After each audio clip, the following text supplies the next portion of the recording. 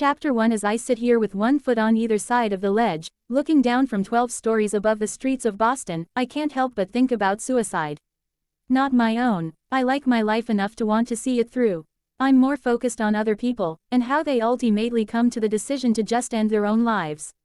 Did they ever regret it? In the moment after letting go and the second before they make impact, there has to be a little bit of remorse in that brief free fall. Did they look at the ground as it rushes toward them and think, well, crap. This was a bad idea. Somehow, I think not. I think about death a lot. Particularly today, considering I just 12 hours earlier gave one of the most epic eulogies the people of 𝐿𝓊𝒸𝓎'𝓈, Maine, have ever witnessed. Okay, maybe it wasn't the most epic. It very well could be considered the most disastrous. I guess that would depend on whether you were asking my mother or me. My mother, who probably won't speak to me for a solid year after today. Don't get me wrong. The eulogy I delivered wasn't profound enough to make history, like the one Brooke Shields delivered at Michael Jackson's funeral. Or the one delivered by Steve Jobs' sister. Or Pat Tillman's brother. But it was epic in its own way. I was nervous at first. It was the funeral of the prodigious Andrew Bloom, after all. Adored mayor of my hometown of 𝐿𝓊𝒸𝓎𝓈, Maine. Owner of the most successful real estate agency within city limits. Husband of the highly adored Jenny Bloom, the most revered teaching assistant in all of 𝐿𝓊𝒸𝓎. And father of Lily Bloom, that strange girl with the erratic red hair who once fell in love with a homeless guy and brought great shame upon her entire family. That would be me. I'm Lily Bloom, and Andrew was my father. As soon as I finished delivering his eulogy today, I caught a flight straight back to Boston and hijacked the first roof I could find. Again, not because I'm suicidal. I have no plans to scale off this roof. I just really needed fresh air and silence, and damn it if I can't get that from my third-floor apartment with absolutely no rooftop access and a roommate who likes to hear herself sing. I didn't account for how cold it would be up here, though. It's not unbearable, but it's not comfortable, either. At least I can see the stars. Dead fathers and exasperating roommates and questionable eulogies don't feel so awful when the night sky is clear enough to literally feel the grandeur of the universe. I love it when the sky makes me feel insignificant. I like tonight. Well, let me rephrase this so that it more appropriately reflects my feelings in past tense. I like tonight. But unfortunately for me, the door was just shoved open so hard, I expect the stairwell to spit a human out onto the rooftop. The door slams shut again and footsteps move swiftly across the deck. I don't even bother looking up. Whoever it is more than likely won't even notice me back here straddling the ledge to the left of the door. They came out here in such a hurry, it isn't my fault if they assume they're alone. I sigh quietly, close my eyes and lean my head against the stucco wall behind me, cursing the universe for ripping this peaceful, introspective moment out from under me. The least the universe could do for me today is ensure that it's a woman and not a man. If I'm going to have company, I'd rather it be a female.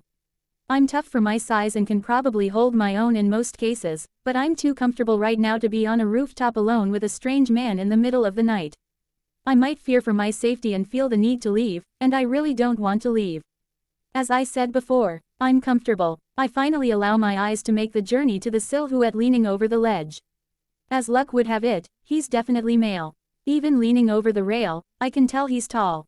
Broad shoulders create a strong contrast to the fragile way he's holding his head in his hands. I can barely make out the heavy rise and fall of his back as he drags in deep breaths and forces them back out when he's done with them. He appears to be on the verge of a breakdown. I contemplate speaking up to let him know he has company, or clearing my throat, but between thinking it and actually doing it, he spins around and kicks one of the patio chairs behind him. I flinch as it screeches across the deck, but being as though he isn't even aware he has an audience, the guy doesn't stop with just one kick. He kicks the chair repeatedly, over and over. Rather than give way beneath the blunt force of his foot, all the chair does is scoot farther and farther away from him. That chair must be made from marine-grade polymer. I once watched my father back over an outdoor patio table made of marine-grade polymer, and it practically laughed at him. Dented his bumper, but didn't even put a scratch on the table. This guy must realize he's no match for such a high-quality material, because he finally stops kicking the chair. He's now standing over it, his hands clenched in fists at his sides. To be honest, I'm a little envious. Here this guy is, talking his aggression out on patio furniture like a champ. He's obviously had a shitty day, as have I, but whereas I keep my aggression pent up until it manifests in the form of passive aggressiveness, this guy actually has an outlet. My outlet used to be gardening. Anytime I was stressed, I'd just go out to the backyard and pull every single weed I could find. But since the day I moved to Boston 2 years ago, I haven't had a backyard. Or a patio. I don't even have weeds. Maybe I need to invest in a marine-grade polymer patio chair. I stare at the guy a moment longer, wondering if he's ever going to move. He's just standing there, staring down at the chair. His hands aren't in fists anymore. They're resting on his hips, and I notice for the first time how his shirt doesn't fit him very well around his biceps. It fits him everywhere else, but his arms are huge. He begins fishing around in his pockets until he finds what he's looking for in. What I'm sure is probably an effort to release even more of his aggression. He lights up a joint. I'm 23, I've been through college and have done this very same recreational drug a time or two. I'm not going to judge this guy for feeling the need to toke up in private. But that's the thing, he's not in private. He just doesn't know that yet. He takes in a long drag of his joint and starts to turn back toward the ledge. He notices me on the exhale. He stops walking the second our eyes meet. His expression holds no shock, nor does it hold amusement when he sees me. He's about 10 feet away, but there's enough light from the stars that I can see his eyes as they slowly drag over my body without revealing a single thought. This guy holds his cards well. His gaze is narrow and his mouth is drawn tight, like a male version of the Mona Lisa.